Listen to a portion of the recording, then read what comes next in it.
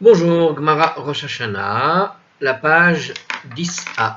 Alors, je vais revenir quand même sur la page 9b à la fin. On va faire rapidement la braïta qu'on a expliqué la dernière fois avec tous les commentaires. On va essayer d'aller un petit peu vite.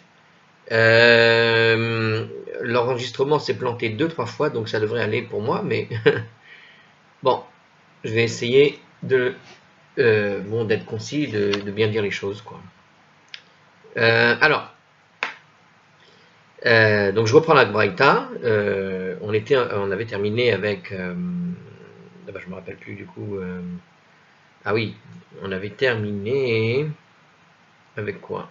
On avait terminé avec l'histoire de la Orla. On était en train de parler du premier Tishri comme la nouvelle année pour la Orla et du premier Tishri donc aussi pour la Shemitah, etc., etc. Donc on était sur ce sujet. Bien, alors, on cite la braïta qu'on avait fait à la page 9b, ça va être plus simple, on y va. Ceux qui veulent réviser, ils regardent la vidéo d'avant. Et on commence. Alors, les sages ont enseigné dans une braïta, rapidement, que celui qui plante un arbre, ou celui qui incline, on avait appelé ça le marcotage, ou celui qui greffe, d'accord? Quand tu fais un greffon sur un arbre, de l'année qui précède la Shemitah, 30 jours avant Rosh Hashanah, d'accord? Donc, si on est l'année qui précède, on est juste avant la Shemitah. La Shemitah, je rappelle, c'est la 7e année. Donc, quand on est l'année où on doit faire en sorte que la terre se repose, on ne peut pas profiter des fruits, etc. Donc, si on fait ces trois choses dans l'année qui précède la Shemitah, mais on le fait 30 jours avant Rosh Hashanah. Donc, on parle donc de Rosh Hashanah comme l'année pour le comptage de la Ola.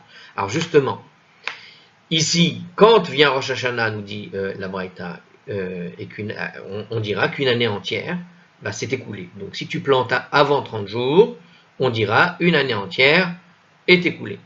Ok? Et il est permis alors de conserver les plants durant la Shemitah, parce qu'il faut rappeler que si jamais tu as fait ça, parce normalement on n'a pas le droit de consommer les fruits qu'on a fait pousser pendant la Shemitah.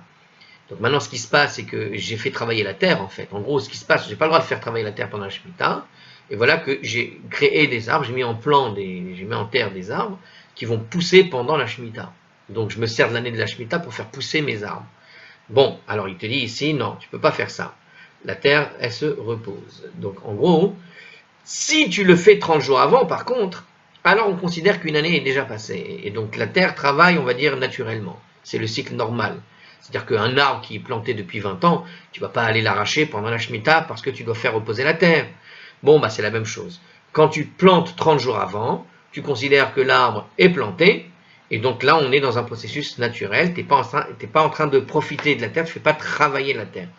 Alors que, si la plantation, nous dit la suite de la Braïta, a eu lieu moins de 30 jours avant Rosh Hashanah, cette fois-ci, donc on est avant 30 jours, par exemple la veille ou une semaine avant Rosh Hashanah, et on est dans ce Rosh Hashanah le début de l'année qui va compter la Shemitah, ok? Eh bien, quand Rosh Hashanah arrive, on ne considère pas qu'une année entière s'est écoulée, contrairement à ce qu'on avait vu, si vous vous rappelez, avec les années des rois, ou quand c'était même la veille, un jour passé, on pouvait dire c'est une année qui s'est écoulée. Ici, on ne considère pas que l'année s'est écoulée, quand on est dans les 30 jours avant Rosh Hashanah. Donc si je plante dans cette période de 30 jours avant Rosh Hashanah, on ne considère pas que l'année s'est écoulée pour compter comme une année de Orla, d'accord? Mais il est donc interdit de conserver ces plants pendant la Shemitah, ça veut dire qu'on doit les arracher de là-bas, de là où tu les as plantés, et il faudra même les incinérer, on a vu dans un commentaire. Alors la suite de la Braïta va continuer en fait en reprenant l'exemple, en poursuivant sur le premier cas. Quel était le premier cas? Si je plante 30 jours avant la Shemitah. Alors on y va. Donc dans ce cas-là, nous dit la suite de la Braïta, toutefois, alors, Uperot neti'a zo asurin ad chamisha asar bishvat. Toutefois, les fruits de cette plantation sont interdits avant le 15 Shevat. Donc, ce qui se passe ici, qu'est-ce qu'on voit? On voit que lorsque tu vas planter, d'accord, 30 jours avant Rosh Hashanah, eh bien, lorsque 4 ans plus tard, ils vont passer la Orla, hein, on est sorti de la Shemitah. Mais comme on est passé dans l'année de la Shemitah, il va y avoir un phénomène où on va décaler finalement le moment du comptage de la Orla, où au lieu de compter sur Rosh Hashanah, on va compter jusqu'au 15 Shevat de la dernière année. D'accord? Alors de la dernière année pour ce qui est de la Orla, im les Orla, pour ce qui est de la Orla, alors ces fruits sont interdits à cause de la Orla. Mais im les Revaï, et si c'est à cause du Revaï, on l'interdit à cause du Revaï. Alors la Orla, c'est-à-dire les 3 ans dans lesquels on va voir des fruits arriver et qui sont interdits à la consommation, et le Revaï, la 4e année. Hein, je rappelle que c'est un nouvel arbre, hein, la loi de la Orla concerne tous les nouveaux arbres, sauf qu'ici on a rajouté le problème de la Shemitah, quand on plante avant l'année de la Shemitah. Donc, dans ce plan qui est avant les 30 jours avant la Shemitah, 3 ans plus tard, au lieu de terminer le calcul à Rosh Hashanah, je le terminerai, désolé pour le français, je le terminerai donc le 15 Shevat. Et pour ce qui est de l'année des Revaïs, c'est-à-dire la 4e année avec le statut des fruits qu'ils ont pendant cette 4e année, eh bien, je calcule cette année qu'à partir du 15 Shevat, pareil, de l'année d'après, la 3e année de la Orla. Donc, qu'est-ce qu'on peut dire ici? On voit que lorsque je plante 30 jours avant la Shemitah, je répète, de ce que dit la Gemara, ce que dit la Braïta, si j'ai planté 30 jours avant la Shemitah, lorsque je vais compter les années de Orla à Rosh Hashanah, je vais compter ça comme une première année qui est passée, alors qu'il n'y a eu que 30 jours. Mais ce qui va se passer, c'est que quand j'arrive au 3e Rosh Hashanah, d'accord, au lieu de dire qu'au 3e Rosh Hashanah, je suis à la 4e année, parce qu'au 1er Rosh Hashanah est passé la première année, au 2e Rosh Hashanah, la 2e année, 3e Rosh Hashanah, la 3e année. Oui, mais en réalité, on ne rentre pas encore dans la 4e année tant qu'on n'arrive pas au 15 Shevat. Donc j'ai décalé jusqu'au 15 Shevat ma date pour compter les années de Orla. Et ma 3e année de Orla se termine donc le 15 Shevat au lieu de terminer le premier Tishri de Rosh Hashanah. Et puis la 4e année, pareil, l'année de Réveilli, eh ben, ça terminera un an après ce 15 Shevat, au 15 Shevat de l'année d'après. Et donc on voit qu'on a décalé ici la référence. Au départ, 30 jours avant Rosh Hashanah de l'année de la Shemitah, la référence se situe à Rosh Hashanah. Et comme on est 30 jours avant la Shemitah, on a tout décalé au 15 Shevat quand on a fini les 3 ans de comptage. Ok? On a ici des commentaires que je ne vais pas faire aujourd'hui. Pourquoi? Parce qu'en fait, je les ai déjà faits. Et je pense que j'ai plus ou moins donné ce que dit le commentaire, mais je vais peut-être les faire quand même. Alors, j'ai fait entre guillemets un commentaire ici, parce qu'on a ici en fait tout simplement il y a un diagramme en fait qui résume très bien un peu ces périodes, et je viens de le dire à l'oral très bien. Alors, juste pour compléter ce que disait le diagramme qui est devant mes yeux, hein, c'est que, a priori, si je plante maintenant moins de 30 jours de Rosh Hashanah, eh bien, le passage des années se compte à partir uniquement de Rosh Hashanah.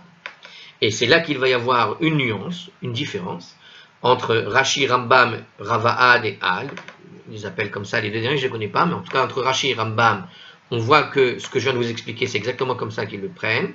Mais on voit qu'il existe d'autres commentateurs, comme le Ran, le Rashba, le Ritva, le Baal HaMaor, qui sont d'autres commentateurs plus tardifs, et qui disent, eux, autre chose, à savoir, alors ils disent la même chose pour les 30 jours avant, mais pour ce qui est planté dans les 30 jours avant l'année de la Shemitah, eh bien, eux, pour la 4e année, lorsqu'on arrive à la 4e année, en fait, ils repoussent la dernière année de la Orla jusqu'au 15 Shevat, en fait. C'est-à-dire que lorsque je plante, comme on a dit, quand tu plantes dans les 30 jours avant la Shemitah, dans les 30 jours, pas avant. Hein.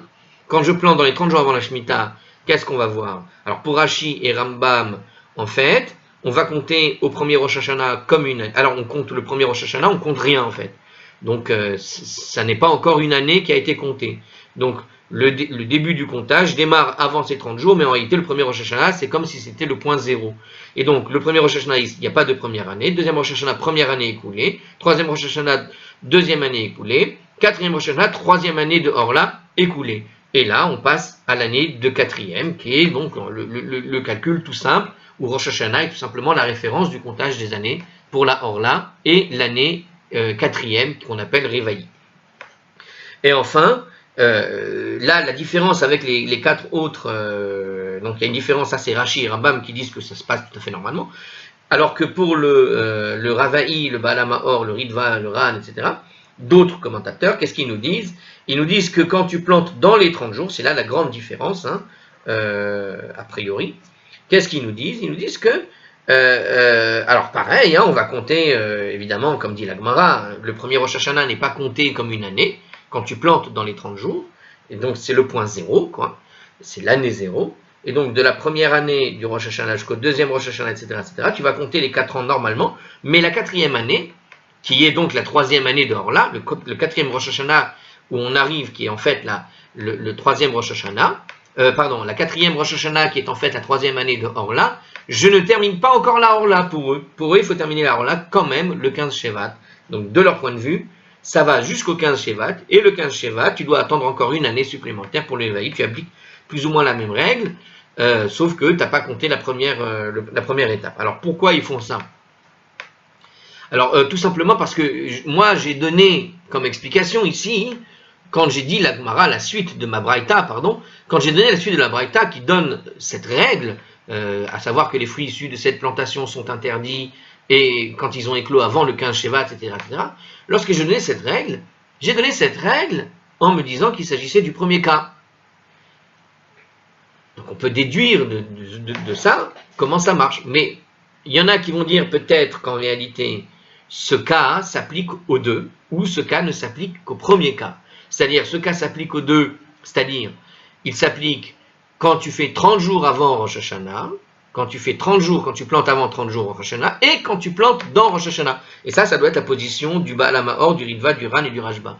Alors que, si tu prends le Rashi et Rambam et le Ravad, etc., d'autres commentateurs, ils disent non, en réalité, ce cas-là, il a repris le cas uniquement du premier cas, qui était les 30 jours avant, et le reste, ça passe exactement comme ça a été décrit au début de la Braïta.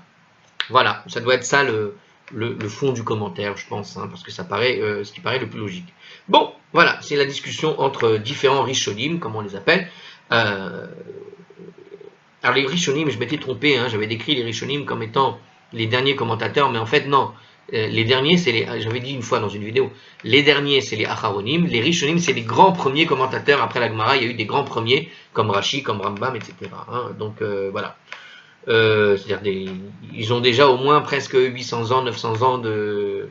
Comment dire, c'était déjà il y a 800, 900 ans, hein, minimum. Alors, ou jusqu'à 600 ans, et les Acharonim c'est beaucoup plus tardif. C'est plus récent. Alors, ok, on passe à la suite. Hein. En fait, là, ici, on a fait en fait la traduction de 2 lignes. Donc, on tourne la page. On est toujours à la page 10a. Dans ce livre, hein, je rappelle, on tourne les pages en fonction de comment est commenté le texte ici et là. Hein. Alors, on verra si je dois revenir sur le commentaire principal. On verra. On va faire la suite. Alors, Gemara pose la question quand même. À la suite de cette lecture, on va expliquer ce que pose la Gemara. Alors, d'où sait-on ces mots, à savoir Orla et Révaï, s'étendent parfois à la 4e et la 5e année. Donc, comment ça se fait qu'on voit que au fond, si on regarde un calendrier, on voit que quand tu as décalé, ce décalage t'amène finalement vers la 4e ou la 5e année, il y a un décalage. D'où sait-on ces mots, à savoir donc Orla et Révaï. En gros, il rebondit sur ce qui a été dit en tout dernier. Hein. Im le Orla, Orla, mais im le Révaï, Révaï. Ok. Donc on a dit à la fois, avec l'histoire du 15 Shevat, on voit qu'on a étendu, on a rallongé la période de la Orla. Au lieu de la terminer à Rosh Hashanah, on l'a terminée le 15 Shevat. Donc il pose la question, mais comment tu as associé finalement pour la Orla et pour les Révaï ce décalage du premier Tishri au 15 Shevat. Et donc tu mords dans la 4e année, tu mords dans la 5e année. Alors, le Gemara explique. Est-ce que c'est ça d'abord? Voilà, c'est ça. A priori, c'est ça. Donc, alors, il y a un immense commentaire.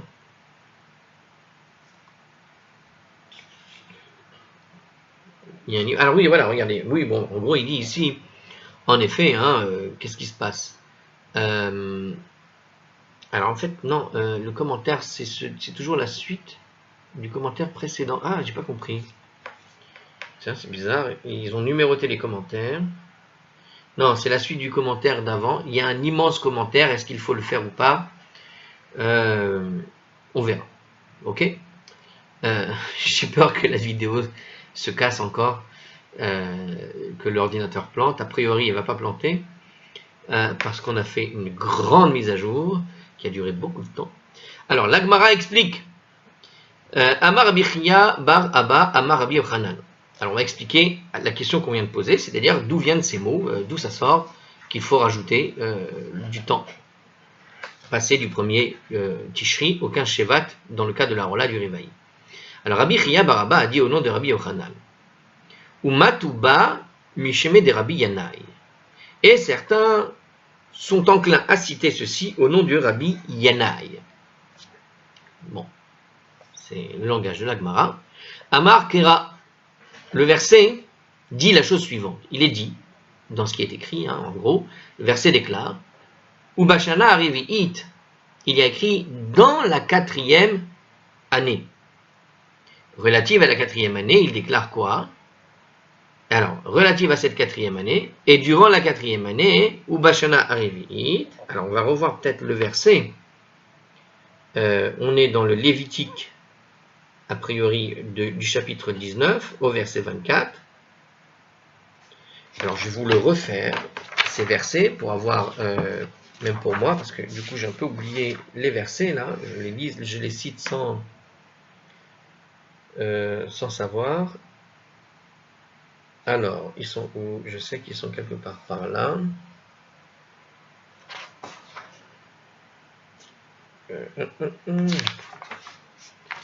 Attendez, je reviens.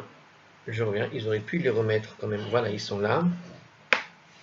Alors, Vechitavu el haaretz unta'atem kol etz ma'achal va'araltem orlato et pirio shalosh shanim yeh lachem aredim lo yachelu vashana arivi'it yeh kol pirio kodesh ilulim ladoshem. Donc, qu'est-ce qu'il y a écrit? Il y a écrit, et lorsque vous viendrez dans le pays, que vous planterez tout arbre fruitier, vous traiterez son fruit comme quelque chose d'interdit.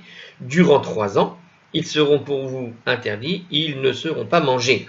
Et durant la 4e année, et c'est sur ce point qu'on va discuter tout de suite, et durant la 4e année, Ubashana Arivi, tout son fruit sera sanctifié en louange pour Hachem. Alors les mots, voilà, donc on est dans ce verset. Donc qu'est-ce que nous dit ici le verset? Qu'est-ce que nous dit Rabbi Chia bar Abba au nom de Rabbi Yochanan? Et peut-être il s'agit en fait que c'est peut-être Rabbi Yanaï qui l'aurait dit. Et durant la 4e année. Quoi? Alors qu'est-ce que ça nous dit? Donc, c'est de là qu'on sait, nous dit la Gemara ici, si je comprends bien, qu'il faut décaler jusqu'au 15 Shevat. Parce qu'on est dans la 4e année. Ok? Ubashana Arivit, et il y a écrit ailleurs, Ubashana, Achamishit, dans la 5e année. Alors on va voir le petit 6.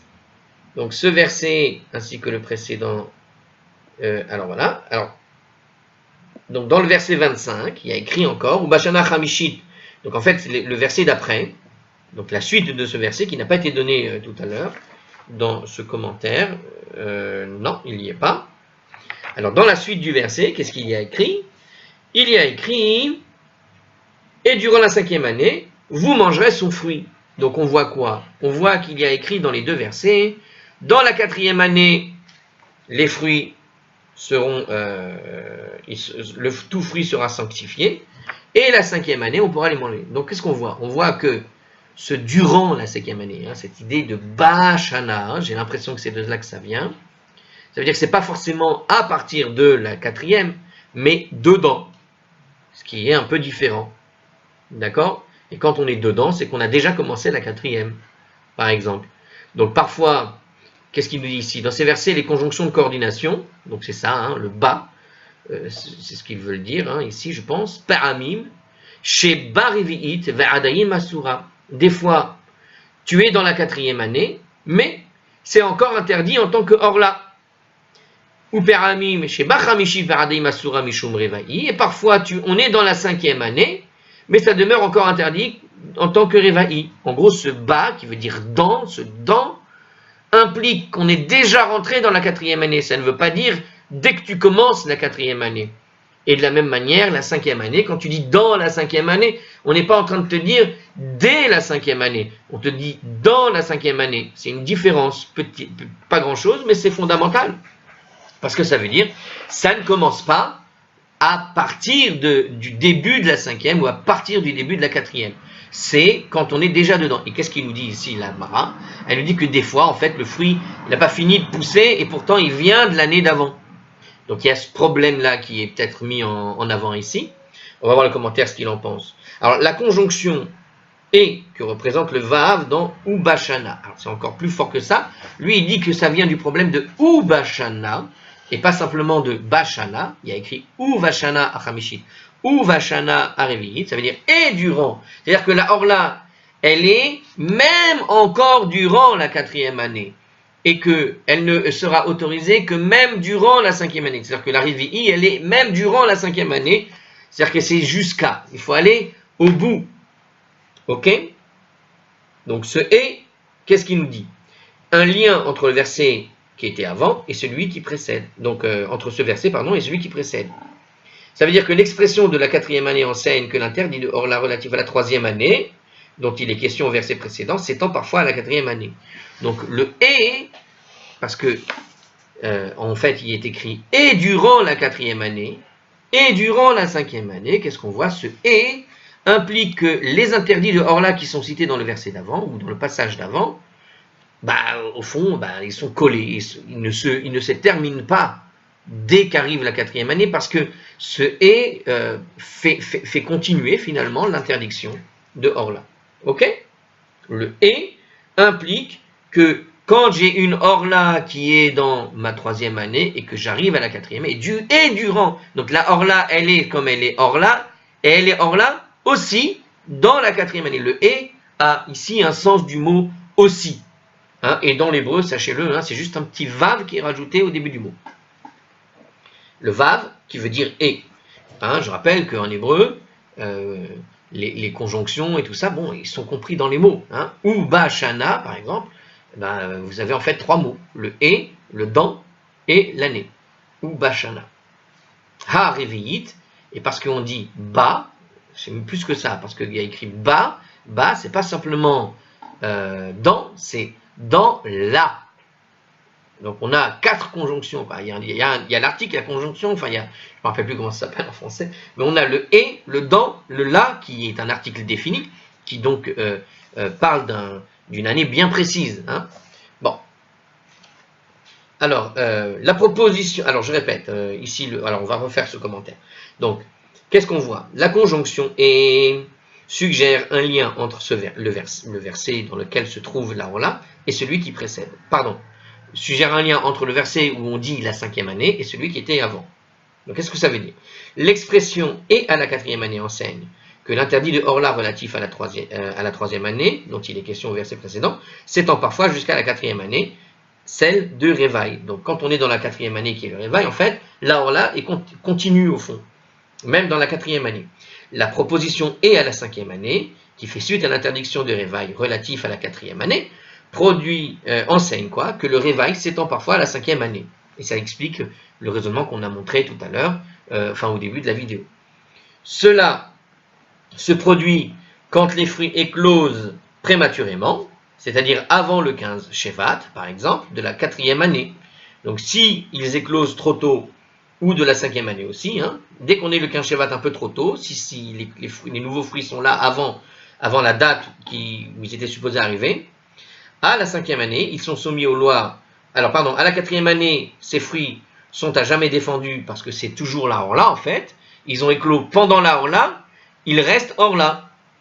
Et pareil, S'ils ont éclos avant le 15 Shevat de la 5e année, ils sont donc soumis aux lois de Rivaï, autrement dit, ils doivent être consommés à Jérusalem ou rachetés par des pièces de monnaie qui elles-mêmes seront emmenées à Jérusalem et elles seront employées à l'achat de nourriture, nous dit Rashi. J'avais dit ça dans une vidéo, j'avais expliqué ce que c'était et j'étais content de moi, j'étais pas sûr. Bah maintenant c'est confirmé, donc je m'étais pas trompé. Youhou. Alors, le Roche affirme que de nos jours, l'apparition de fruits avant le 15 Shevat est un phénomène qui ne se produit plus. Désormais, il n'y a plus lieu de prolonger les années de Orla. Alors ça se produit plus. C'était quand qu'il dit ça, le Roche? Je sais pas de quand il date, lui. C'est bizarre. Il dit que ça ne... Il me semble avoir vu des fruits ouais, avant le 15 Shevat. Il y a des années où il fait très chaud hein, en Israël. Et même avec beaucoup de pluie, et dès que le beau temps s'installe après une grosse période de pluie, enfin j'ai remarqué que certains arbres parfois peut y avoir on va dire je me rappelle avoir vu des fruits pousser pas du tout à la saison, enfin d'avoir constaté, j'ai vu un oranger, je passe souvent devant, j'avais remarqué qu'il avait des belles orangers, des belles oranges à Soukot par exemple, mais bien pleines comme il faut à Soukot. Et puis des années où en fait, à Soukot, il n'y a pas de fruits du tout. Et ils sont venus beaucoup plus tard. Alors c'était un peu bizarre. Des années, il y en a, des années, il n'y en a pas. Mais je pensais à Soukot parce que ça fait une jolie décoration pour les Soukot d'avoir, tu sais, des beaux arbres avec des fruits, tout ça. Bon, Soukot, on est, septembre, on est bien avant Shevat. La question c'est, est-ce que ces fruits-là datent de l'année, enfin, je ne m'y connais pas en botanique. Alors la suite. Enfin, je m'y connais un peu, mais pas suffisamment. Bon, alors la Gemara se penche sur le terme des 30 jours dont la Braïta avait fait état. Alors on va revoir maintenant, la Gemara va poser la question sur la partie de la Braïta qui parle des 30 jours. Ok? Cette Braïta, Lema Delo ke Rabbi Meir, est-ce que elle pense comme, est-ce que elle ne pense pas comme Rabbi Meir? Est-ce que cette Braïta n'est pas conforme à l'opinion de Rabbi Meir? D'accord? Alors, pour ce qui est de considérer les 30 jours qui précèdent Rosh Hashanah comme première année de Orla, bon, on a compris, hein, ça c'était le commentaire. Alors, est-ce que cette Braïta, Lema Delo ke Rabbi Meir, est-ce que celle-ci, elle n'est pas comme ce que pense Rabbi Meir, car des Rabbi Meir, parce que Rabbi Meir, qu'est-ce qu'il a dit? Ha-amar yom echad bashana chashuv shana. Qu'est-ce que disait Rabbi Meir, vous vous rappelez? À propos des années des rois, il me semblait. Ah non, même pour l'âge de l'animal. Qu'est-ce qu'il dit? Alors on va voir justement ce qu'il dit, pardon. Alors Rabbi Meir, je rappelle, des fois on dit que Rabbi Meir c'est celui qui a écrit les Mishnah principales ou la plupart des Braïtot. Donc il y a plusieurs, soit c'est Rav, soit c'est Rabbi Yehuda, Nassi, soit c'est tel, bon peu importe. Mais l'idée c'est que souvent on avait déjà vu cette question, que certains grands rabbins de la Gemara sont considérés comme ceux qui auraient écrit les Mishnah, enfin qui ont rapporté ces Mishnah. Et donc, ici, qu'est-ce qu'on voit ici? On va citer une Mishnah. Alors, qu'est-ce que je rappelle? Comme Rabbi Meir, et pourtant il a été dit qu'un jour unique, alors, Ha-Amar Yom Echad B'Shana Chashuv Shana, il a pourtant été dit, qu'est-ce qu'il dit Rabbi Meir? Qu'un jour unique dans une année, et d'un point de vue légal, comme une année. Hein? Au tout début, dans ma vidéo de l'avant, ou de précédent, je me semblait que j'avais posé cette chose-là, parce que c'est ce qui semblait ressortir à plusieurs reprises sur les histoires de calendrier, que quand tu fixes une référence à un jour donné, même un seul jour avant, le jour quand on passe sur cette année, on considère la journée comme une année entière parfois, parce que la chose s'est faite juste avant. Et il donne un exemple ici, car il a été enseigné dans une braïta. Hein. Donc on voit une autre braïta. Attention, on va se lancer dans un nouveau sujet, en attendant de revenir sur le premier. Donc il a été enseigné dans une braïta à propos de ce cas, à savoir qu'un seul jour unique dans une année peut être considéré comme une année entière. Par Ha'amur, alors des Tanya, par Ha'amur Batora Stam, Ben 24 Chodesh Veyom Echad, Divrei Rabbi Meir, Rabbi Eleazar Omer, Divrei Rabbi Meir, Rabbi Eleazar Omer, Ben Esrim ve'arba chodesh ou shloshim yom. Donc qu'est-ce que dit cette braïta dans laquelle on va citer Rabbi Meir en fait, du coup?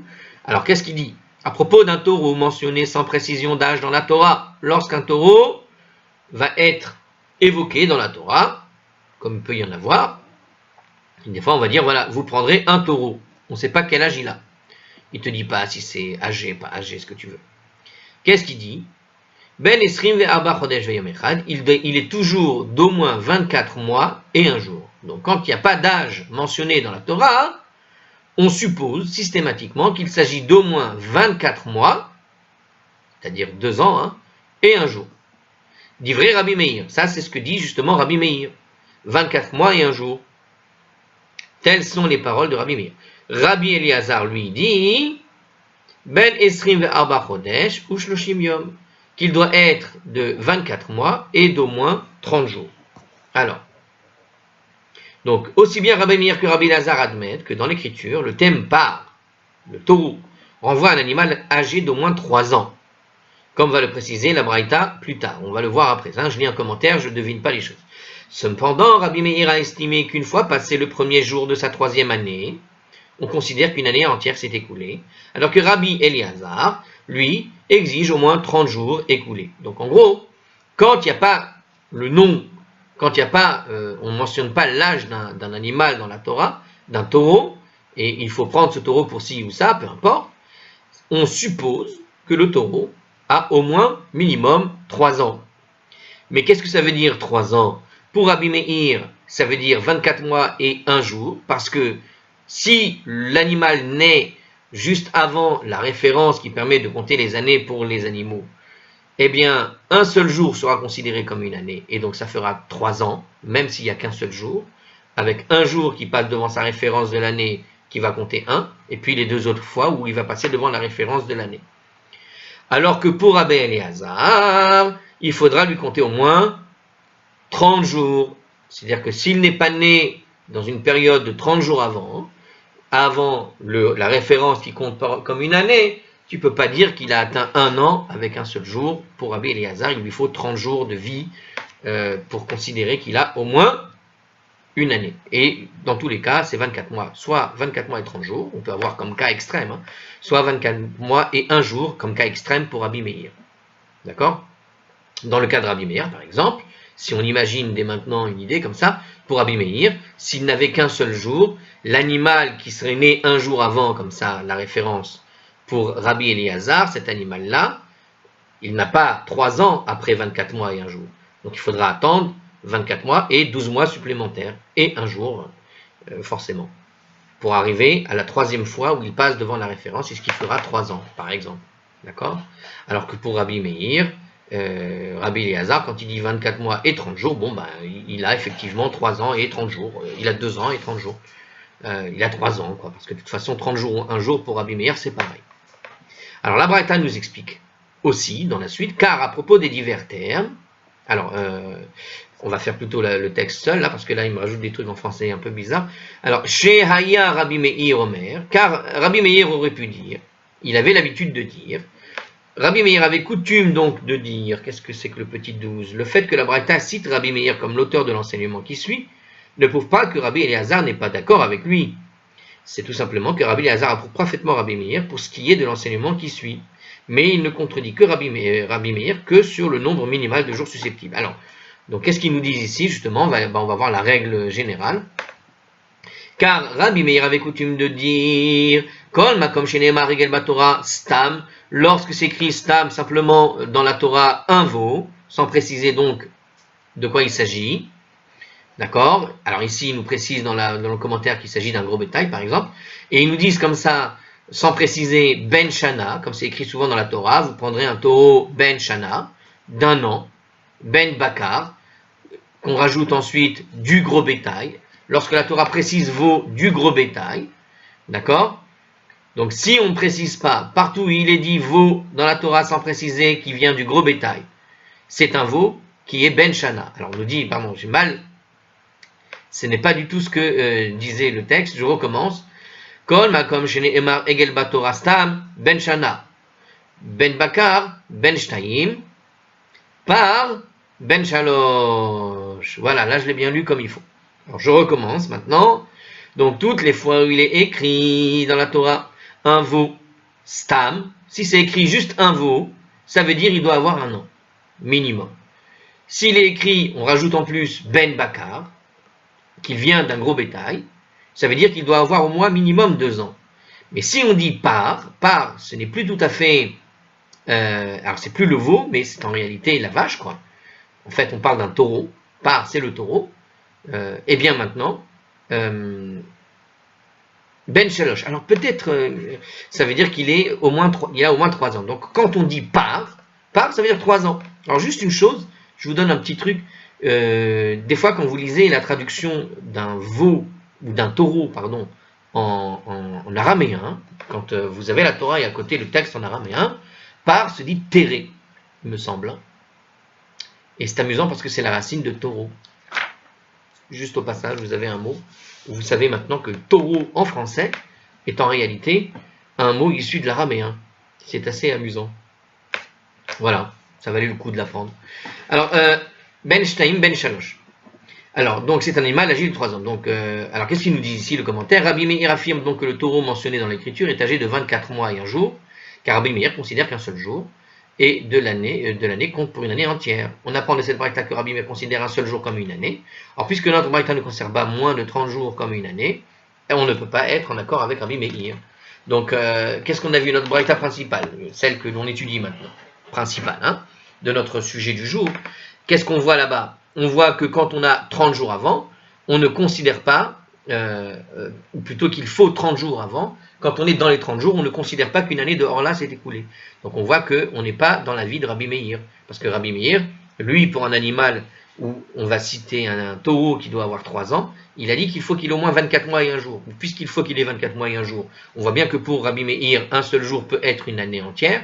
Dans le cadre d'une référence, quand on a une référence sur un comment on appelle ça, sur un calendrier, et puisque lui n'applique pas cette référence-là, et puisque notre braïta qu'on a cité en tout début était une braïta qui affirme que lorsque je suis dans les 30 jours, je ne compte pas la chose comme une année, quand je passe au premier Rosh Hashanah, la veille de la Shemitah, eh bien c'est que cette braïta n'est pas de Rabbi Meir. C'était une question qu'avait posée la Gemara, on vient d'avoir la réponse. Mais, regardez quand même, malgré tout, tu peux quand même dire Afilou Tema Rabbi Meir, mais tu peux quand même dire que la braïta est en fait suit l'opinion de Rabbi Meir. Donc on vient de dire que c'est a priori c'est pas possible puisqu'il y avait une histoire de un jour et que pour les animaux il faut un jour. Mais regardez ici, il va dire mais tu pourrais dire que c'est quand même Rabbi Meir qui l'a écrit. Pourquoi? Ki ka'ama Rabbi Meir yom echad bashana chashuv shana, parce que lorsque Rabbi Meir a affirmé qu'un jour unique dans l'année est une année entière, c'est quand ce jour vient à la fin d'une série d'années. D'accord? Alors, qu'est-ce qu'il veut dire par là? Comme le premier jour de la 3e année d'un taureau, qui constitue la fin des 3 années requises pour la validité du taureau. Par exemple. Alors, je n'ai pas compris. Je ne vois pas le rapport avec le taureau. Ici, la règle. Je répète la règle. On pourrait dire donc que c'est quand même Rabbi Meir, parce que quand Rabbi Meir a-t-il affirmé qu'un jour unique dans l'année est considéré comme une année entière, c'est quand ce jour vient à la fin d'une série d'années. Mais quand il se présente au début d'une série d'années, ce jour unique n'est pas considéré comme une année. Aval bitrilat shana lo. Donc quand Rabbi Meir affirme qu'un jour unique dans l'année est considéré comme une année, c'est seulement si je viens à la fin d'une série d'années. Mais quand c'est au début d'une série d'années, il ne considère pas la chose comme si c'était une année. Alors, il faut essayer de comprendre maintenant en quoi la braïta sur le taureau, c'est le cas où il voit ça comme la fin d'une série d'années. Alors, j'ai pas très bien compris, parce qu'il peut-être il a dit comme ça. Il a formulé 24 mois et un jour. Donc, quand tu fais 24 mois et un jour, il voit ça comme 3 ans. Effectivement, dans ce sens-là, on voit qu'il le fait à la fin du cycle. 24 mois, tu as déjà fait un cycle de 2 ans, et donc quand tu rajoutes un jour, c'est que dans l'esprit ici, il a compté une année par rapport à la fin du cycle. Mais alors là, moi où j'ai pas compris, c'est parce que un cycle, c'est un cycle. Quand c'est un cycle, peu importe si où ça démarre ou ça termine, je veux dire, tu as forcément une série qui se met en place. Alors j'ai pas compris. Alors on va voir ce qu'il dit commentaire. comme le premier jour de la 3e année d'un taureau. Ah, par exemple, si on arrive au premier jour de la 3e année du taureau. D'accord, donc on a passé une première année, on a passé une 2e année, et arrive le premier jour de la 3e année. Donc il faut le voir comme ça ici. C'est-à-dire que ce n'est pas qu'on passe dans ma référence de l'année. C'est que lorsque j'ai fini ma première année, que j'arrive à la 2e année, je suis dans la 3e année. Donc, pour Rabbi Meir, de ce qu'il explique ici, cette affirmation de Rabbi Meir, c'est quand il dit les choses de cette façon. C'est-à-dire qu'on est dans la 3e année. Ça veut dire qu'il a 3 ans. Avoir 3 ans, ça ne veut pas dire avoir déjà 3 ans révolus, mais c'est être dans une 3e année après 2 ans révolus. C'est ça ce que veut dire Rabbi Meir quand il dit 24 mois et 1 jour. Ce 24 mois et 1 jour veut dire j'ai révolu 2 ans de vie et arrive ma 3e, mon anniversaire, je suis dans ma 3e année, j'ai 3 ans. Hein, il n'y a pas l'année 0, on ne dit pas j'ai l'an 0. D'accord? On dit toujours, par exemple, un enfant de 1 an, il n'a jamais 1 an. Il est en réalité dans sa 2e année. Un enfant de 3 ans, il n'a jamais 3 ans. Il est dans la 4e année. Donc, on voit ici une certaine manière de voir les cycles en général. Donc ici, pour Rabbi Meir, il semblerait qu'il explique ici que tu peux considérer que même Rabbi Meir aurait pu écrire ça, parce que quand Rabbi Meir affirme qu'un jour unique dans une année est considéré comme une année, c'est quand ce jour vient à la fin d'une série d'années. Ça veut dire que quand j'ai fini un cycle de 2 ans, je rentre dans ma 3e année, et donc je peux dire à propos d'un par qui doit avoir 3 ans, il a 3 ans. Parce qu'il est dans sa 3e année. C'est la manière de réfléchir qu'aurait Rabbi Meir.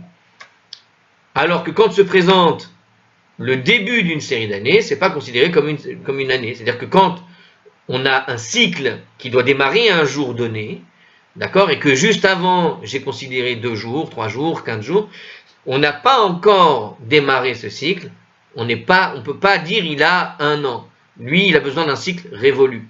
Donc il ne compterait pas, de ce que je comprends, il ne compte pas le début d'un cycle, ok, d'une série d'années.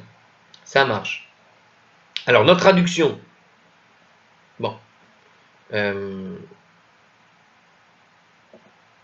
Donc, notre traduction qui rend Besov Shana à la fin d'une série, d'accord, d'années, reflète le sens premier du texte de la Gemara et s'accorde avec la lecture qu'en donne Rashi, qui remplace le singulier Shana par le pluriel Shanim.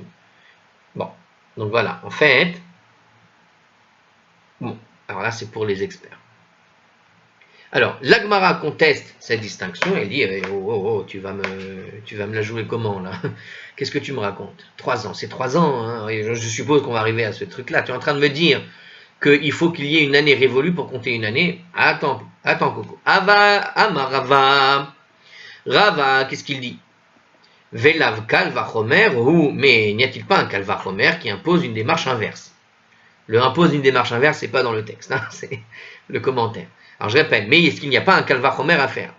Alors, je crois que c'est la première fois qu'on aborde ce kalvachomer, le principe du kalvachomer. Kalvachomer, qu'est-ce que ça veut dire? Ça veut dire, à plus forte raison, je crois. Hein, en traduction, kal, ça veut dire léger, vachomer jusqu'à ce qu'il y ait un peu plus sévère. Ça veut dire qu'on part d'un cas simple vers quelque chose de plus compliqué. Bon, c'est le concept en logique hein, qui consiste à dire tout simplement à plus forte raison. Si déjà j'ai ça, à plus forte raison que j'ai ça. D'accord? Si déjà quelqu'un qui mange par exemple des spaghettis grossis d'1 kilo, j'en sais rien, eh ben, en prenant 2 kilos de spaghettis, il va grossir forcément de 2 kilos. Hein, si déjà, quand il est à 1 kilo, il grossit, à plus forte raison, il va grossir avec 2 kilos quand il va les manger. Vous voyez? C'est ce genre de logique-là, a fortiori. Ok? Alors, qu'est-ce que dit Rava? Il dit on doit faire un kalvachomer, on doit faire un a fortiori à faire. Et de quoi on parle, par exemple? Uma nida, en effet, à propos de la nida. La nida, c'est une femme qui a ses règles et il y a un cycle à respecter à propos de le cycle menstruel forcément et il y a des règles où ça commence où ça termine quoi. Voilà. Donc qu'est-ce qu'il nous dit ici? Ou bien que le début du dernier jour ne lui soit pas compté comme un jour entier à la fin de son compte de 7 jours. Sauf ayom olela bitrilata. la fin du premier jour compte néanmoins pour elle comme un jour au début de son compte, Shana, alors dans le cas d'une suite d'années, où un jour unique compte, effectivement, comme une année entière à la fin de la série, n'est-il pas logique qu'un jour unique compte pour une année entière à son début? Alors, je vais le revoir au calme. On va arrêter la vidéo ici. On va reprendre sur ce point-là tout à l'heure. Enfin, tout à l'heure pour moi. Une autre fois, quand vous voudrez voir la suite. Et on reprendra sur cette dernière discussion de Rabbi Meir et de cette comparaison de Rava. Okay, avec les jours de la Nida, qu'on va devoir expliquer justement ce que c'est et comment ça marche du coup. Hein. Bon, c'est pas pour les enfants normalement, mais voilà. Allez, à la prochaine.